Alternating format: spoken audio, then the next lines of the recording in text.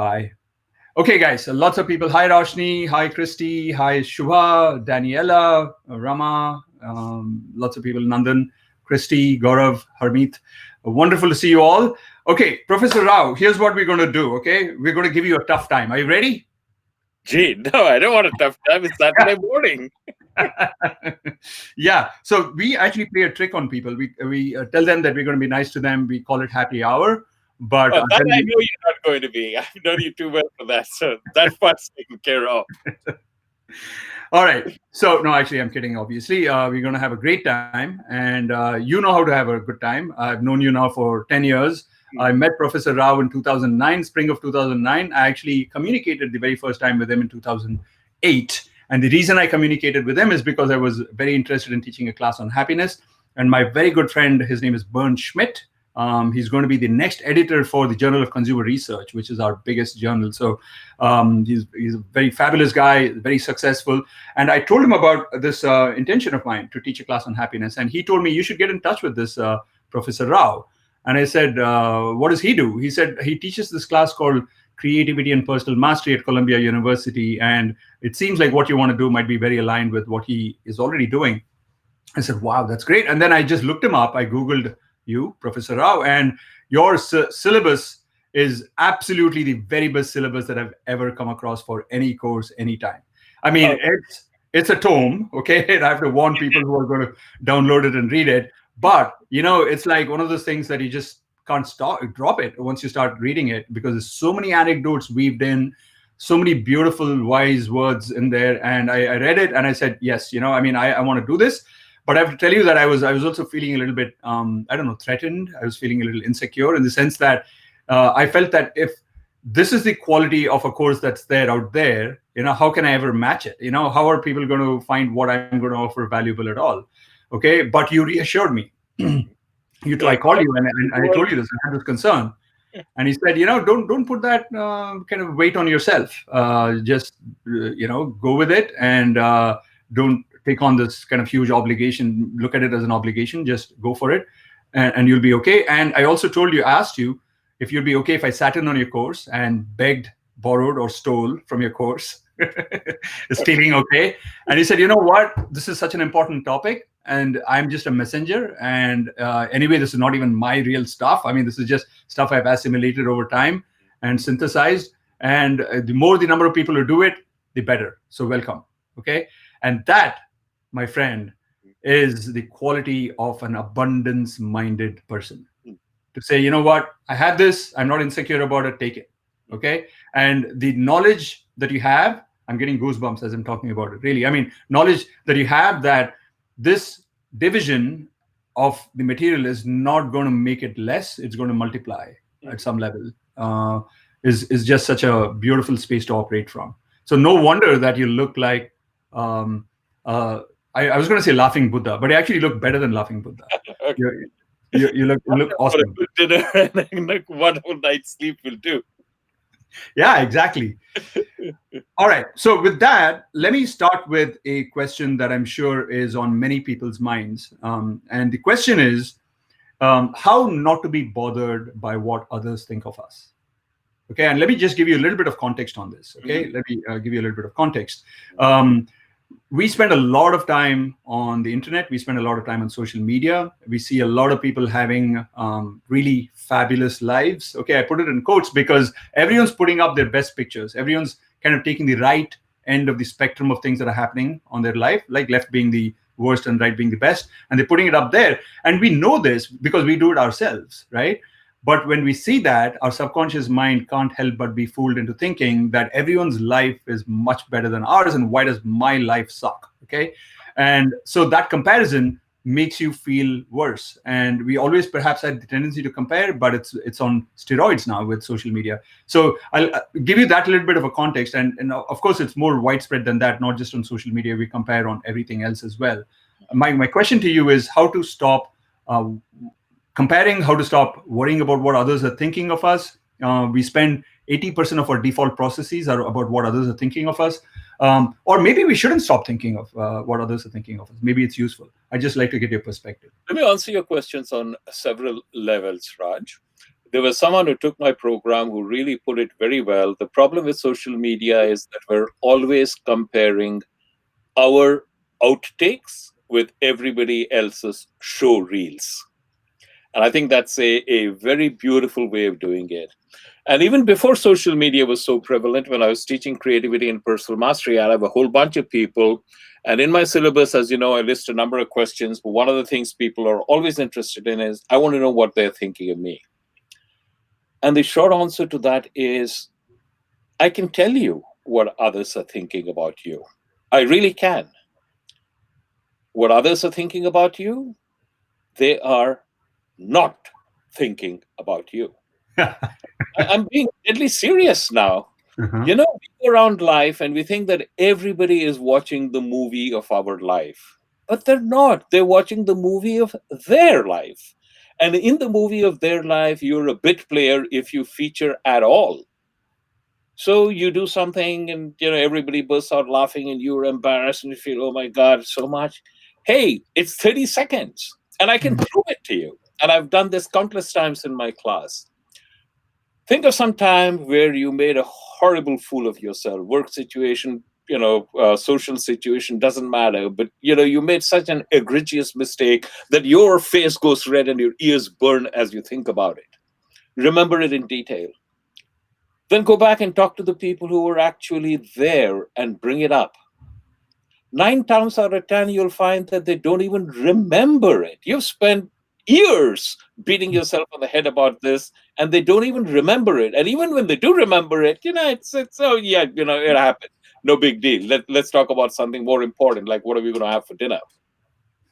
So we have this enormous habit of beating ourselves up on ourselves, and the other party doesn't even care. That's In so fact, I have true. a story about that. Do we have time for that? What's that? So you I have a said, I story? have a story about that. Yeah. Story. We have time for stories all Oh, the all time. right. So what happened is when my first book, Are You Ready to Succeed, came out, the publisher said they had the audio rights as well. They said, instead of having a professional narrator to read the book, why don't you read it? I said, wonderful. I'll be glad to do it. But there's a problem, and the problem is I'm leaving tomorrow to teach at London Business School, and I'll be away for 3 months. They said, no problem. We'll hire a studio in London. I said, fine. If that's what you'll do, then I'm game. So they did. And they hired an honest to goodness dame who was a producer for BBC to shepherd that project. Dane, I And we mean Danish. beg your pardon? You said Dane. They A hired. dame, as in a lady and a dame. Oh, Dane.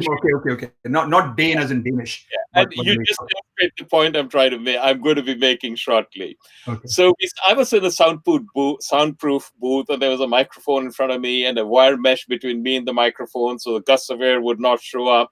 And she went on and led me patiently through that. And I very patient. She'd say, Srikumar, can we try it like this, please? And how about we try it like this? And I became painfully aware of the number of words that I mispronounced, the number of times I placed the accent on the wrong syllabus, like just now, for example, when we had this Dame Dane problem. And my ears were burning, and I swore, I can never speak again in public. Once I get out of this, I'm going to take 6 months of elocution, and I'm going to do that first before I even venture on a stage again. And it was really, really an eye-opening, humbling experience for me. But then the book came out, and then I finally realized that because of the nature of my topic, there's enormous goodwill towards me and what I do. And as far as the audience is concerned, the fact that I have a thick Indian accent, if I do have a thick Indian accent, I don't know. They really don't care. All they care about is, am I getting something that's worthwhile? Yeah. And if it is, then the rest doesn't matter. And if I mispronounce a word so egregiously that everybody bursts out laughing, I brought some humor into their otherwise jejune life, and that's wonderful. So I never took my elocution classes, and I don't care if somebody laugh. If I can make somebody laugh because I mispronounce words, that's absolutely wonderful. I brought some laughter into their life, and life is good. And ever since I had that, I've never been bothered about it. So I know firsthand what are others thinking of you. They're not thinking of you. They're not watching the movie of your life. They're watching the movie of their life. And the moment you come to peace with that, you'll stop thinking about that, and then you'll recognize that one of the very worst toxins you can introduce into your life is to compare yourself with anyone else. There will always be people who are better off by orders of magnitude than you are. There will always be people who are worse off than you are. And it really doesn't matter a damn either way, because everything you need to be completely happy and fulfilled is with you and within you right now. And comparing yourself with someone else, one of the most futile, idiotic things you can ever do. Right. Of course, it's a little bit easier said than done, right? And maybe knowing this is a good thing to remind yourself once in a while. Yeah, by the way, you said that there'll be always be people orders of magnitude wealthier than you or better off than you. That's not entirely true, because I just see Bill Gates comment here. He's saying that not me. Okay. Go back in history, did Bill Gates have the ability to command entire empires, like any of the Mughal emperors, for example? Okay, that's true. That is true. So Bill Gates, there you go. Okay, compare yourself to Mughal emperors, and let's see where you come up. Okay. All right. So it is easier said than done. And one of the things that I suggest to people, and I don't know what your comments might be on that, is to restrict the amount of time that they spend on social media. Make it 2 hours a day. And 2 hours sounds like a lot, but actually, on average, Americans spend 4 hours. Much more, huh? Yeah.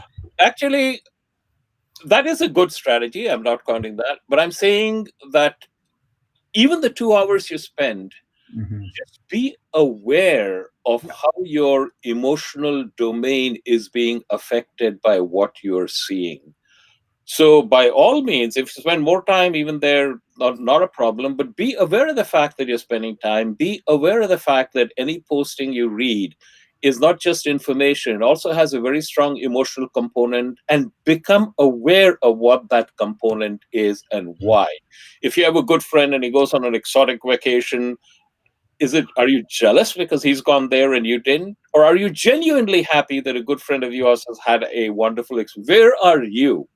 So if you become aware of what is happening and where your journey is, then all of a sudden you recognize that you don't have to go on all of these journeys. You can pick the journeys you want to go to.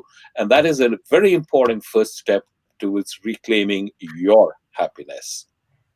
Beautiful. Love it. I think this has some relevance for networking, and I'll tell you why. And I'd like to hear your opinions about it. Obviously, it's important to network in the sense that our outcomes depend a lot on other people's perceptions of us. It's especially true inside an organization. What your boss thinks of you, what your peers think of you, matters a lot. And the more you try to network with that in mind and make it strategic, I think the more inauthentic it becomes often. But instead, if you're just genuinely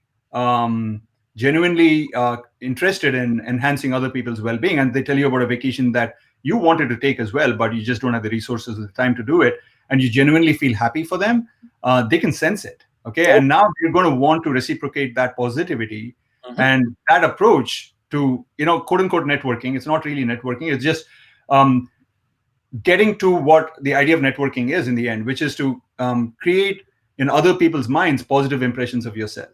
You want other people to hold you in positive regard, and you're doing that through this genuine wanting other people to have a good time and being nice to them. Would you agree? Oh, absolutely. In fact, let me tell you my story about networking. So where did you get your PhD from, Raj? NYU. Okay. So we were actually very, very close to each other, that I suppose. I mean, you were at Columbia, I was at NYU. Yeah. So when the very first day I walked in to do my PhD at Columbia Business School, we had a speech by a bigwig. I forget whether it was the coordinator of the doctorate program or the dean of the school, someone like that. And his speech was, could be roughly be divided into third. 1/3 of the speech was how great Columbia Business School was. The other third of the speech was how great we were because we got admission to this great business school.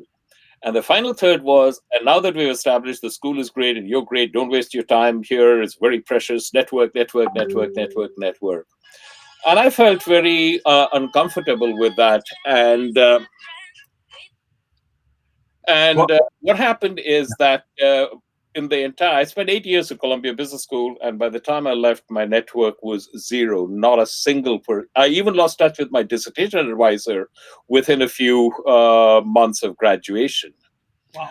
And Over the years, people have taken my course, and I would say that about 70% of them are uncomfortable with the idea of networking because, as typically understood, networking means let me find out who could potentially help me at some point in my career and figure out a way to ingratiate myself with that person. It's inherently self-serving.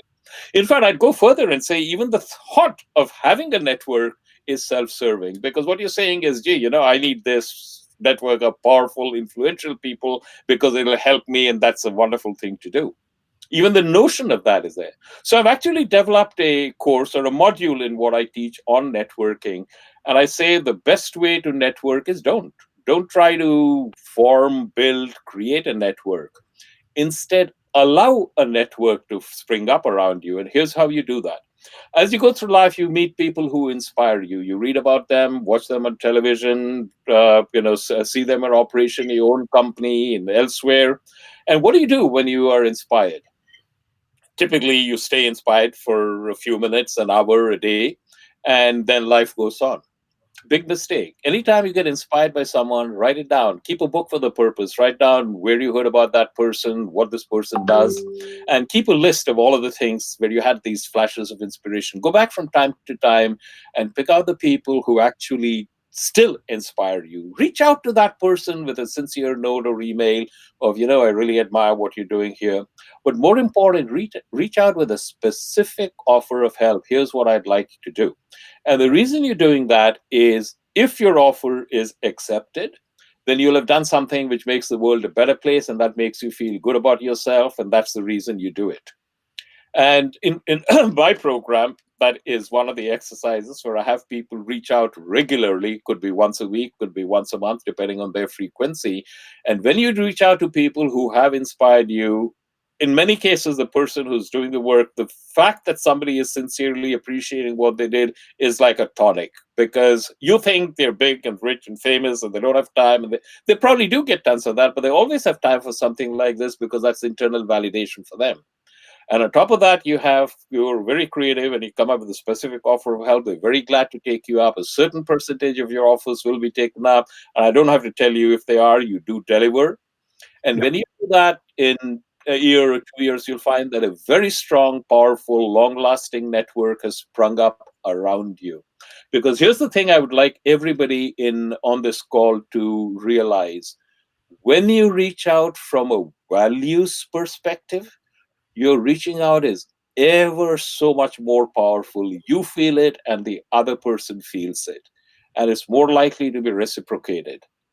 And that's how you build a network. Don't even try to create one, allow one to happen around you.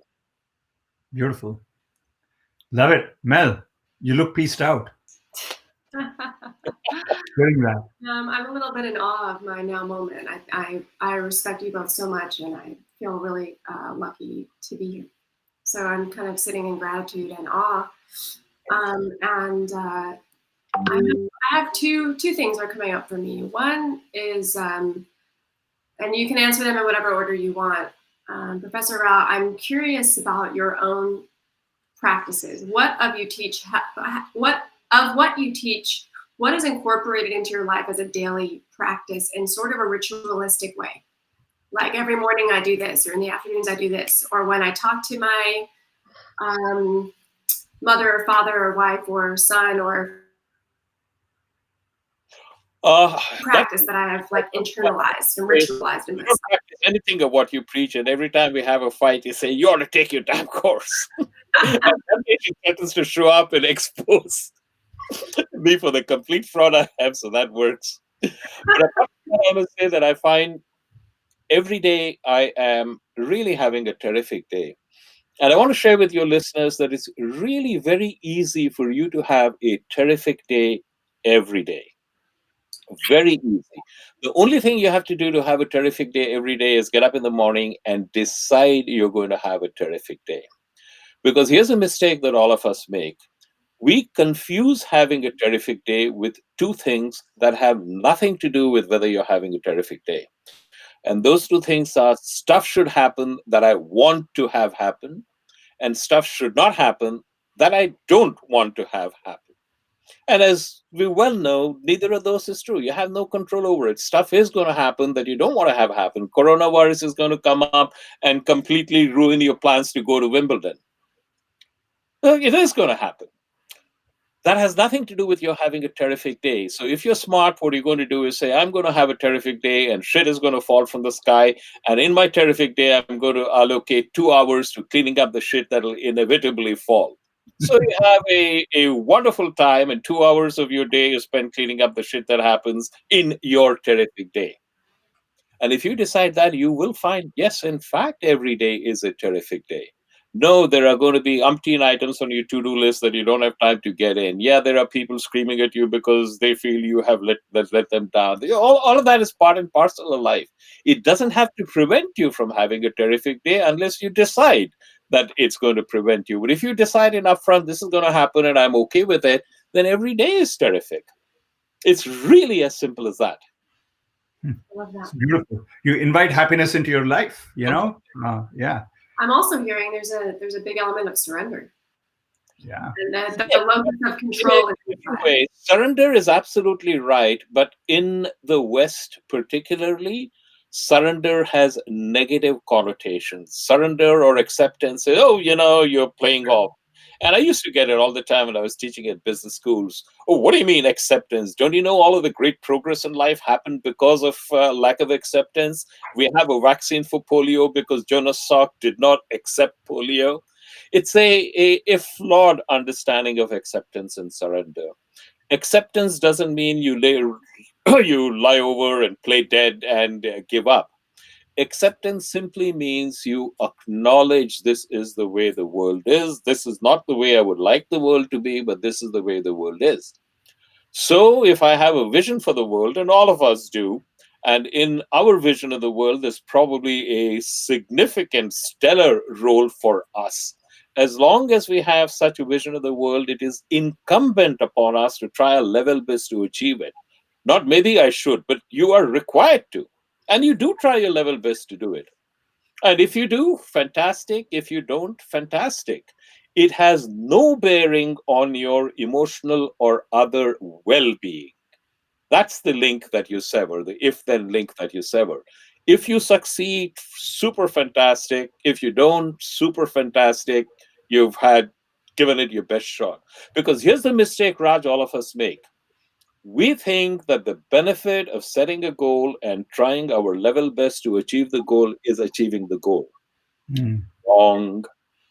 The benefit of setting a goal and trying your level best to achieve the goal is the learning and growth that happen in you and to you as you try your level best to achieve the goal. If you actually achieve the goal, that is a bonus. Be immensely grateful. If you don't achieve the goal, the learning and growth have already happened if you truly tried your best, so you're ahead of the game. But here's the paradox. When you take that attitude and you really are detached from whether or not you achieve the goal, the probability you'll get to your goal increases. It's like you're in a negotiation. You're never in a stronger point in a negotiation than when you're genuinely prepared to walk away. Think about that. You're in a negotiation, genuinely prepared to walk away. You're never in a stronger position. Works the same way in life. You've got an ambitious goal. You try your level hard best to achieve the goal. If you do, fantastic. If you don't, fantastic. And then you can't lose. Yeah. All the decks are, stacked in your favor. Love it. Love it. So I have a follow-up question on this, and this is going to bring in our favorite friend, God, into the picture. Okay. Oh, God, welcome to the conversation. Right. Okay. And here's how I'm thinking of this. Okay. So many people want good things to happen out of life, and obviously feel devastated when those things don't happen, particularly if they've been trying hard and long and put in a lot of resources behind it and so on. But there's also this feeling that if there is a God, right, and this is really for people who really believe in a God at some level, it doesn't have to be a specific entity, just an abstract too. If there is a God, most people assume that this God is benevolent, is benign, wants good things to happen, and so on. And so when bad things happen, especially big bad things, right, and especially to innocent bystanders like children, etc., they just feel like that this can't be true. I mean, I believed in a God the God is supposed to be kind, and the God is letting these bad things happen. So this is separate from you setting a goal and you trying to achieve it and not feeling good about it, right? I mean, maybe you can learn and grow there, and kind of like, accept it in that way, in a kind of active way, not in a passive way. But what about situations in which you have no control and bad things happen to good people? Okay, doesn't it shake your foundation of what God is and what life should be about, and the fact that everything is benign? And how do you deal with that? Short question is, should it shake your foundations of what God is? Oh, absolutely. I hope it does, because if it does, that will serve a major purpose. There are several levels. Do you really want to go into this, Raj? I do. I do. Just sure. There are several levels at which I'm going to answer your question. Okay. Level number one is that of perspective. We are very close to whatever situation we are discussing right now. It's our relatives who are sick and Yeah. possibly dying. It's our job that's on the line. It could go, but so we're so close to it, we lose perspective.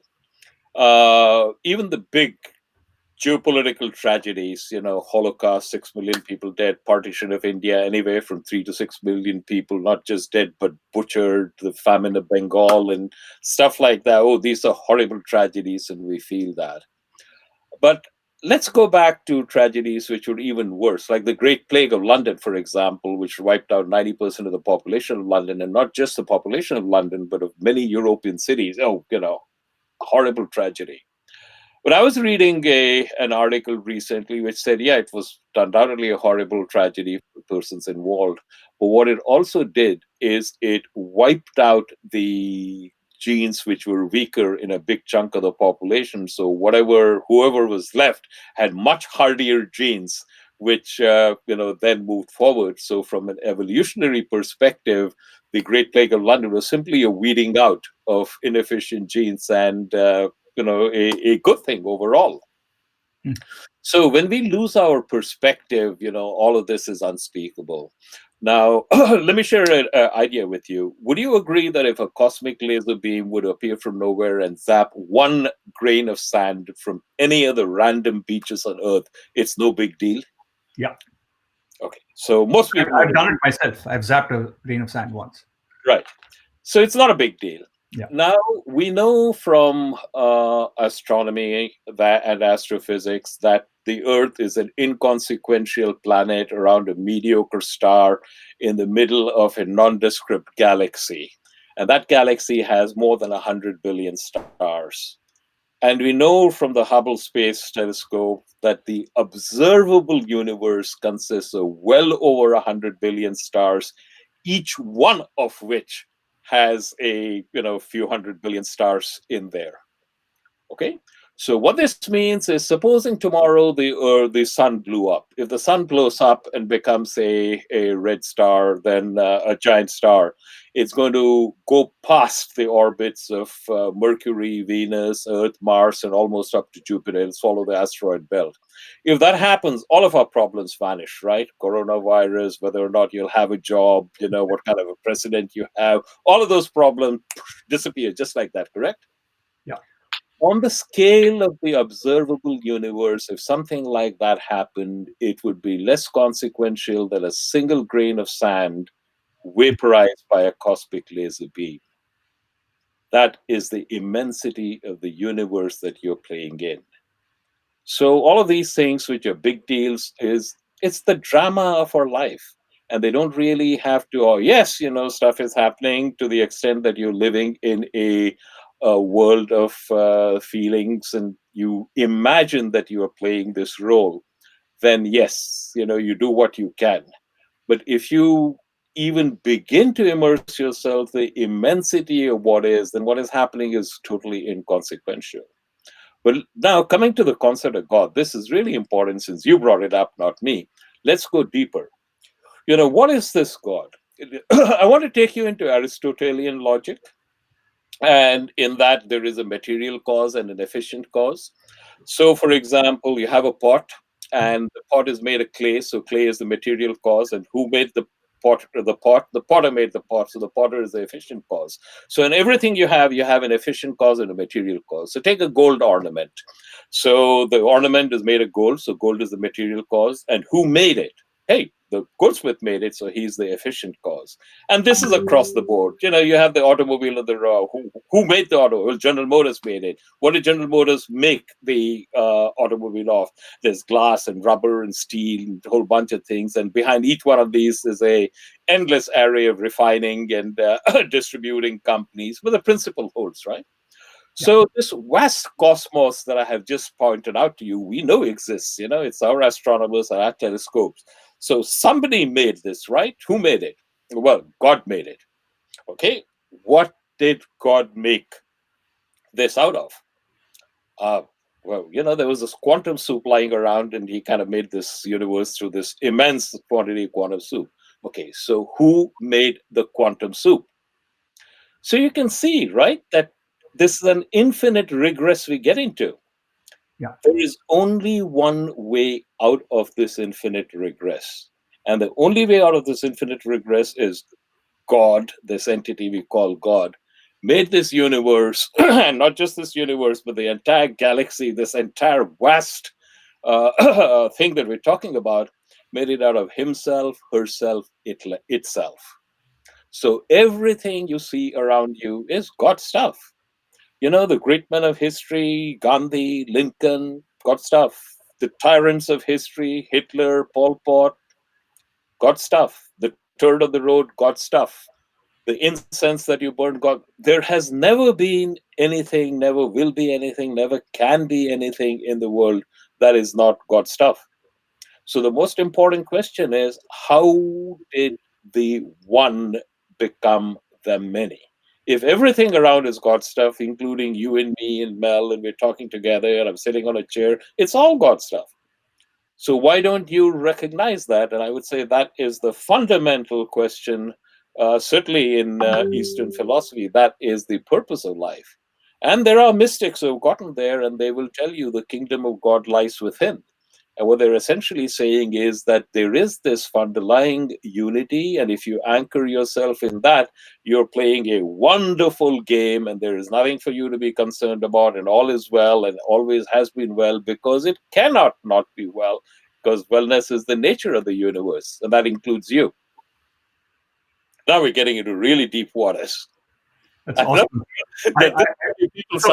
Mel had raised her hand, so she's going to ask a question or make a comment. And you, Professor Rao, can you just center yourself a little bit, please? Be glad to. Yeah, everything in the universe is well, except you're not centered right now. Yes. Okay. We just Yeah. So okay, I appreciate that answer, and I can understand the grounding in the infinity, the grounding in the all that is, giving us a perspective that sets us a little more at ease.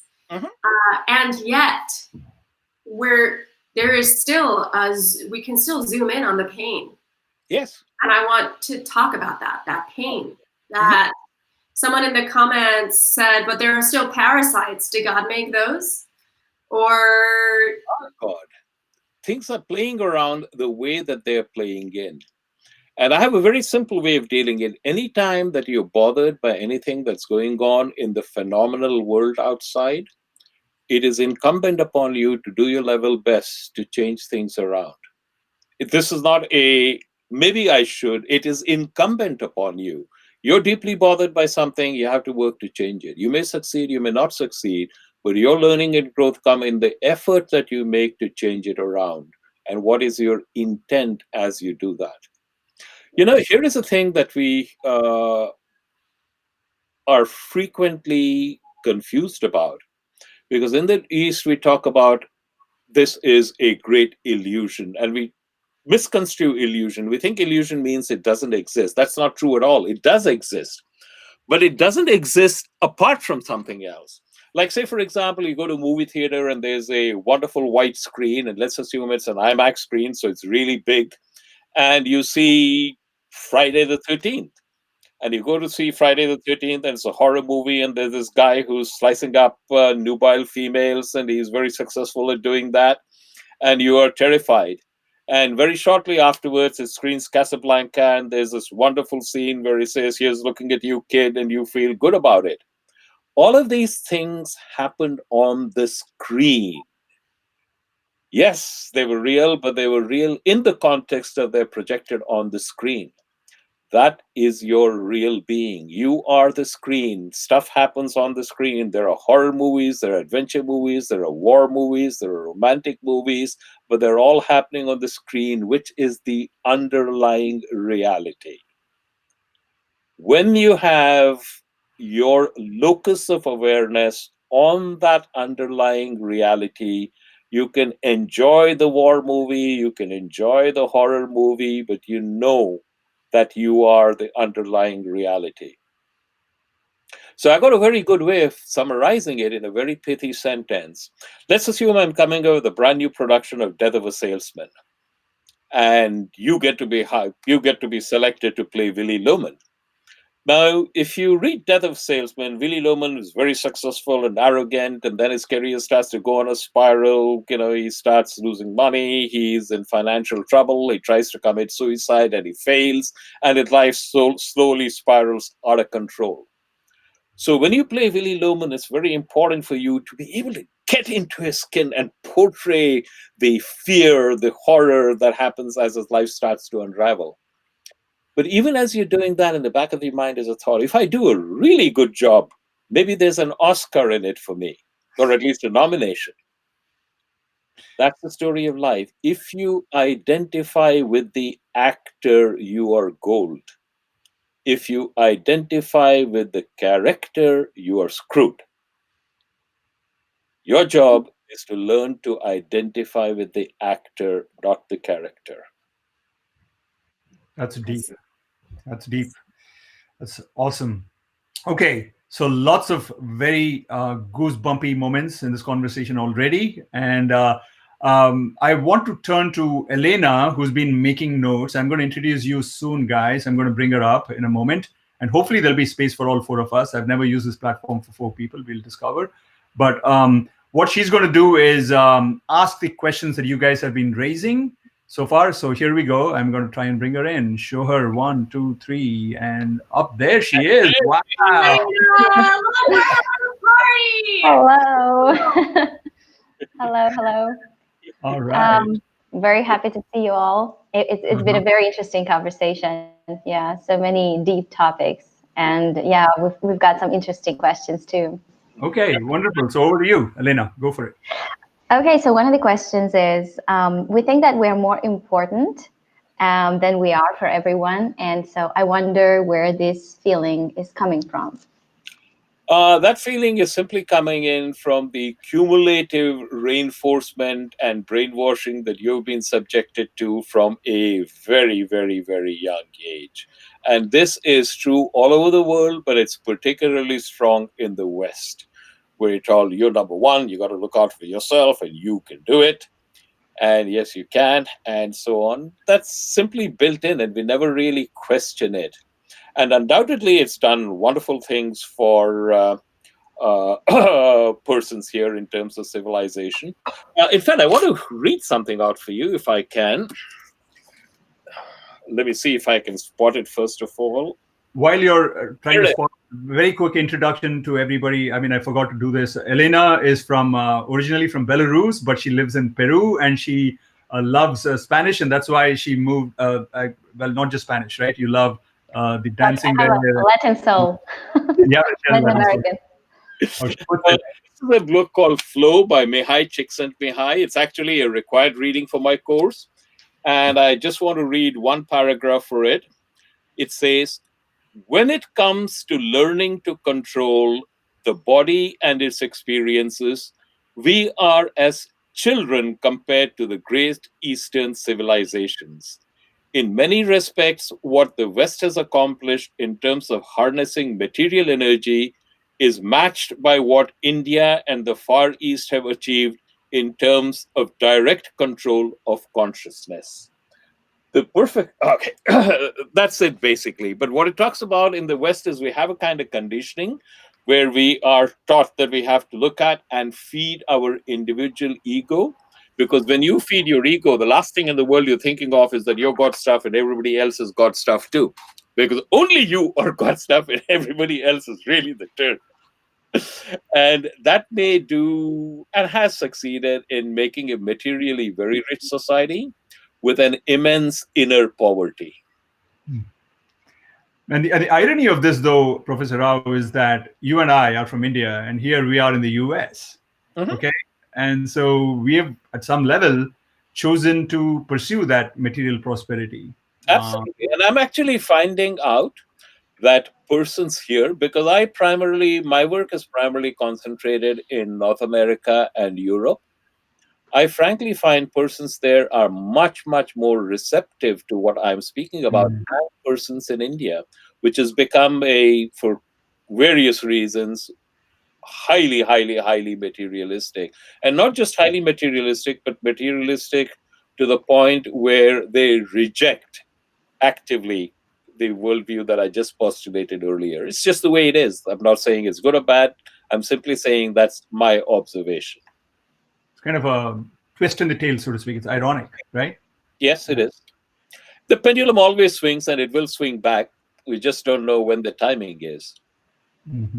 True. All right, Elena, over to you. Question number 2. So Roshni asked, how come 3 of us are wearing black? Yeah, I also wanted to mention it. I can answer that very easily. What happened is that I was going to change into my regular white hoodie, which is how I always appear in videos like this. And I got into a very animated discussion with my to-be daughter-in-law. So I completely forgot all about it until it was time for me to come up. So laziness is your explanation. For me, I try and wear black on Saturdays because black is the color of this Indian god of justice. I'm not religious, okay, but I like the character Shani.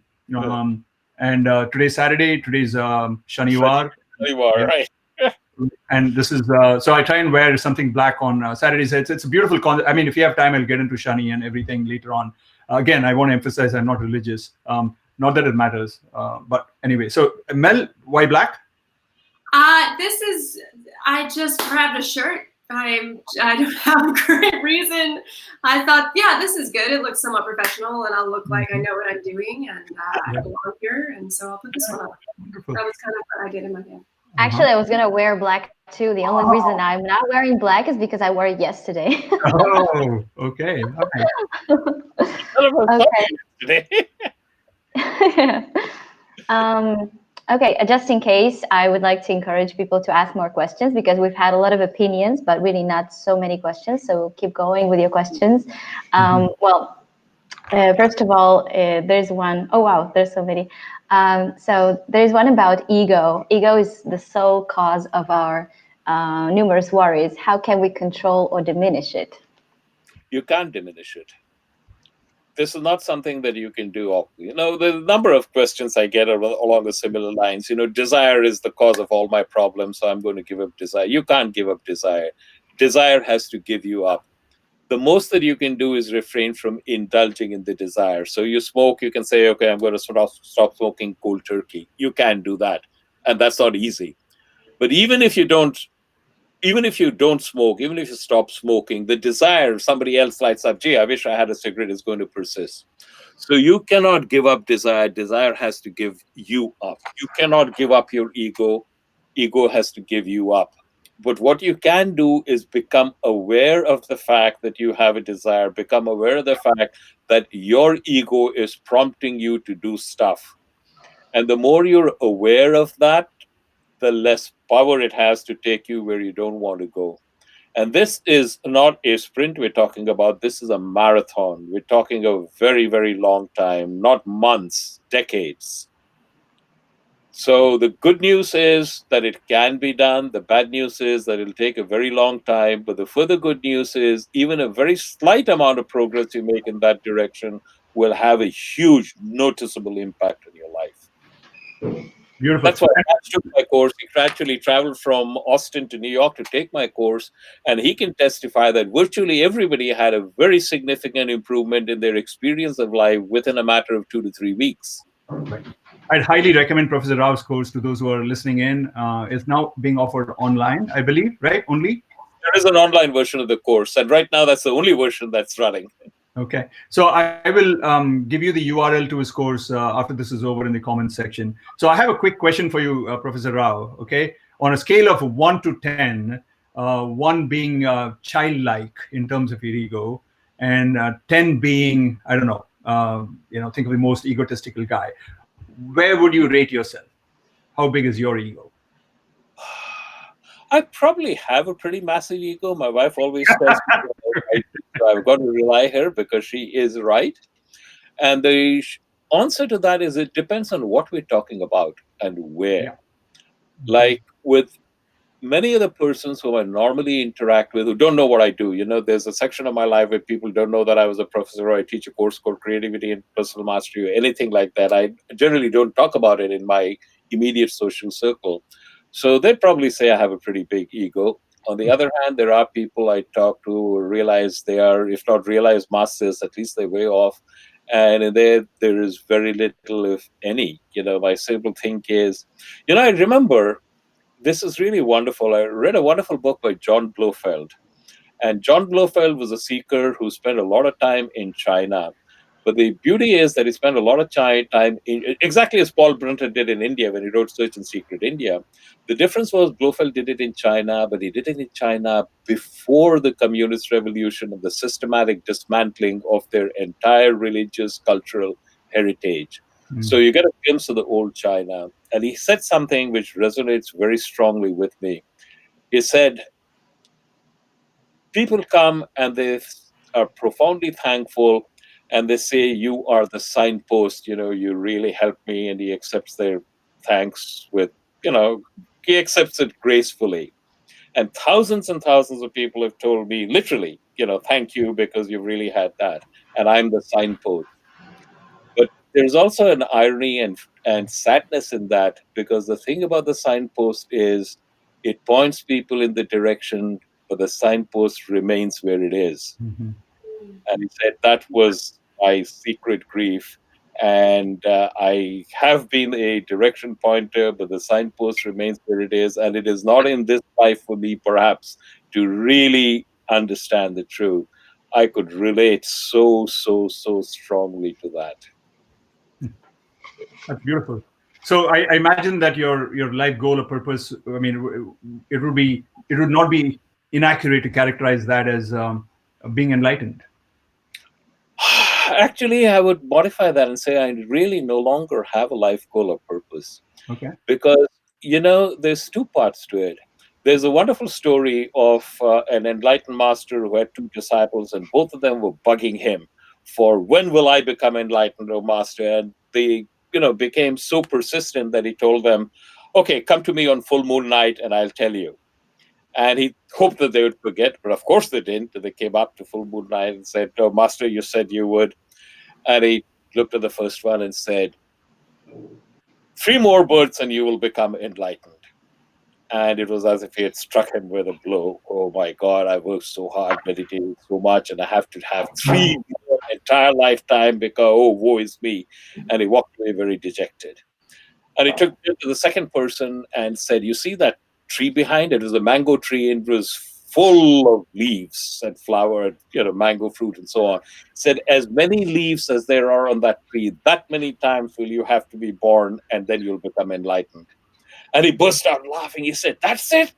So many lives, and then I will really become enlightened. You got, oh, how wonderful. And he started jumping with joy. And the master said, my son, you will be enlightened now. And he touched him on the forehead, and he became enlightened right there. So the point is, the very quest for enlightenment is a barrier to your becoming enlightened. So I'm getting to the point now where I really don't have that as a goal. I simply enjoy each day as it goes, and whatever happens, happens. And if I do, wonderful. And if I don't, wonderful. So Great. increasingly. Yeah. For those who are listening in from various kinds of perspectives, cultures, religions, or lack of religious perspectives, this idea of enlightenment is perhaps more Eastern in the way that we are discussing it. And if you want to look it up more, I think that a great book would be A Search in Secret India by Paul Brunton. I have a question. Yeah. Okay, so you don't have a mission or a purpose, and yet you're teaching You're teaching. You're out there delivering a message consistently. Is that not a mission? What do you call that? No, this is the point. This is something that is happening because it's, my nature. Let me put it this way, Mel. Let's assume you're having a long hot shower. Do you like long hot showers? Yes. Me too. I love long hot showers. So let's assume you're having a long hot shower, and you can feel the water and the soap, and it's just wonderful. And all of a sudden, you're so happy, full of well-being, that you burst out singing. You don't start singing to be happy. You burst out singing as a spontaneous expression of the fact that you are happy, right? Right. That's pretty much how I view it. I'm doing all of this not because I want to convert anyone, because I need to have this message, and I'm doing it because it's coming naturally, and that's my path. It's an expression of who I am and where I am, and I no longer particularly care. Yeah, this is how I make my living, but it's much more than that. It's a life work, if you will. So I let it go through, and I don't ever think I've accomplished anything. Anything that has happened through me and not by me. If you read Khalil Gibran, when he says, your children are not your children, they are the arrows sent forth, and the prophet likes the bow every bit as much as he likes the arrow, but never think that they're yours. So it's very much like that. I called upon to do. I view creativity and personal mastery as an entity that has its own life. Today, I am its custodian. Tomorrow, it'll go on. These are not my teachings. These are not my concepts. I've learned from the world's greatest masters. And the only thing that I've done is I've clothed it into exercises and put it in language that resonates with people in the particular environments in which I work. Top business schools, corporations, driven entrepreneurs, people like that. It has its own life. It'll look after itself. Awesome. Elena, back to you. Any more questions? So just to remind people, we only have about 5 or 6 minutes left in the original kind of 1 hour we budgeted, but given the conversation, I'm really kind of grooving it. So maybe we'll give it another 3, 4 minutes. So 10 minutes, let's say tops. Okay, there's one question from Monica. Monica Macias Jimenez. I'm very aware that we always talk how much the Western culture or society made us fall in the trap of ego and other negative consequences. But what can we do to fight against this indoctrination that we are exposed since we're kids? Our brains and behavior grow and mature around these thoughts, ideas. So it really is hard to change once you have awareness of the damage it can do to you. It is very hard to change, but it's not impossible to change. And I think that I would like persons not to have the mindset that this is evil or bad. Because even in societies which are supposedly non materialistic, they are as materialistic as you can imagine. And the worst type of ego is the spiritual ego. I am above all of this material stuff, and I work in it. That's the worst type of ego. In fact, there's a wonderful book by Chogyam Trungpa called Cutting Through Spiritual Materialism, and that's a fantastic book. So, first of all, get it out of your head that it is evil or not evil or anything like that, and simply think of it in terms of this either serves me or it does not serve me. And from that perspective, a lot of the indoctrination we have into material stuff, if I get this, then I will be happy. And the material stuff can be actual material stuff like possessions, or psychic material stuff like hierarchy, power, fame, and so on. And if you just recognize how much of your life you're doing to getting that, you'll find that it's a false promise. It doesn't work. Which is why there's a wonderful poem called If by Rudyard Kipling. And the point to bear in mind is if you can meet with triumph and disaster and treat those two imposters the same, that's very powerful. And that's exactly the way it is. So if you become aware that you're doing it and you're asking yourself, why am I doing it? Then you'll find that gradually, but when I say gradually, I mean really gradually, like years and decades, not days or weeks, you'll find that it does lose its hold on you. But you have to be persistent and patiently persistent, and that's the scale, that's what you have to bring to the table. Okay, so we are at the point where we are maybe another 3 or 4 minutes for the original time to end, and I don't know if this is possible to have, but these are kind of like rapid fire kind of questions. So you brought up this thing about showers, and you like to take long showers, and Mel said yes as well, and I have to say that I put my hands up for that as well.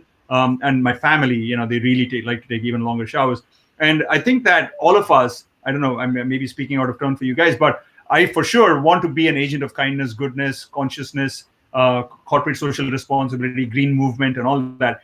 And I have to say, I travel a lot too, so huge carbon footprint. All right. So there's a conflict going on inside my head, even as I'm taking the shower. While it's pleasurable and I'm happy, and I want to burst into a song. There's a small niggling part of me going, "Hey, you know what? I mean, you're kind of like expanding your carbon footprint." And is there a way to kind of resolve this conflict? Be aware of it. Okay, aware of the conflict. Be aware of the fact that there are conflicts. One of the exercises in my program is for you to list the number of ways in which the way you live is at odds with the values you profess you have. Mm-hmm. And a prime one is, I like long hot showers. I also believe in climate, in being good to the climate and environmental conservation. It's incompatible. I fly all over the place, and I know what happens with that, and I'm uncomfortable. In fact, I did start actually look at buying carbon offsets, and finally decided this will double the cost of my plane trip, so I'm not going to go for that. So I don't. These are ways in which I am incompatible, and there are persons who care about that, and they're all fervent meat eaters. Whereas, if everybody became vegetarian, the problem would disappear instantaneously. So be aware of that, and to the extent possible, in ways that you can consistently maintain, start going in the direction of your values, and over time it will happen. But don't beat yourself up unmercifully if it doesn't happen immediately. Just be aware of it. Awareness is the root of most of the solutions to the problems we have bedeviled with. Don't hide away from it. Don't ignore it. Don't brush it under the carpet. Maybe even explicitly write it down, etc. Okay, that's Write good. it down. Constant gentle pressure on yourself to move in the right direction. Pressure is the way it is. You know where that came from, right? Yeah, from you, as far as I'm Yeah. concerned. Actually, there's a book by Danny Meyer called Setting the Table. And Danny Meyer, as you know, is a great restaurateur. And one of the things he said is you got to have the salt and pepper shakers exactly in the center of the table. And everybody conspires to move it off the center. The customer picks it up the side, the waiter bumps against the table, or somebody pulls the tablecloth and it goes off. So it's your job to always make sure that the salt and pepper shaker are in the center of the table. And you've got to be gentle, because if you apply pressure or scold people, they're going to get angry and disgruntled and walk off, and they'll not bother about the pepper shaker. You've always got to have pressure, because otherwise the salt and pepper shaker will go wherever. It has to be constant, because there are always people trying to dislodge it. So that's the mantra to remember: constant, gentle pressure. That's where it came from. That's what you need to have. This is my latest goosebump moment. Okay, Elena, back to you. I don't know. Maybe you have time for one more question. Okay, I don't know how quick this one can be. What does the road to self-discovery look like? How do you know if you're on the right path? This is from Gaurav. I don't know how to pronounce the last name. Singh. Okay. The short answer is don't. You don't know whether you're on the right path or not. But on the other hand, there's the other part of it. I don't think we have time to go into the benevolent universe model, but essentially, you cannot not be on the right path. So rest assured that you are on the right path, and the right path may not necessarily be straight. In fact, it'll probably zig and zag a lot, and might zag more than you. But as long as the intent is there, you will find it. And you don't need to know how you'll find it. All you need to know is, what is the next step I need to take? The journey of 1,000 miles begins with a single step. Very often it is overcast, foggy, and you can't see far at all.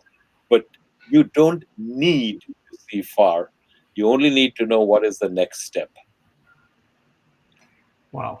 Okay. There's Beautiful. one more question. Is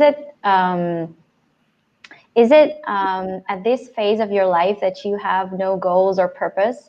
And do you plan your life at any stage? Oh, but I'm perfectly open to the fact that my plans are not going to work out. Even in simple matters, I think we're going to watch this movie, and I say I look forward to that, and I'm overruled by my son, my wife, my to-be daughter-in-law, and I come at the bottom of the one. So I'm used to my plans being upset at short notice all the time, and I'm okay with that. All right. Okay. So I'm also now going to be overruled in terms of my desire. My desire says let's continue, but I think time constraints say no. But I have a Actually, feeling. several people are asking for part two. Several Part two, questions. yeah, Yeah. yeah. So I was just going We'll to say that. talk to in a couple of weeks. Okay. All right. Sounds good. Thank you very much, guys, everybody, for listening in. This was absolutely wonderful. And as usual, I will post the recording on YouTube and also post the link to Professor Rao's course on the comments. Okay. Thank you very much for joining. Thank you, as usual, Mel. Awesome. Did I hear MJ just bark sometime back? Okay. My love to your dog, sweet dog. Okay. Elena, thank you so much for coming. This is really Yes, great because indeed. I didn't have to pay attention to the comments and it Yeah, took a lot of sure. pressure off my head. Thank you, Thank you. guys. It was a great, great, great discussion. Wonderful you Pleasure all. to meet you. Have Adios. a great week, rest of your life. Bye. Bye. Bye. Bye. See you.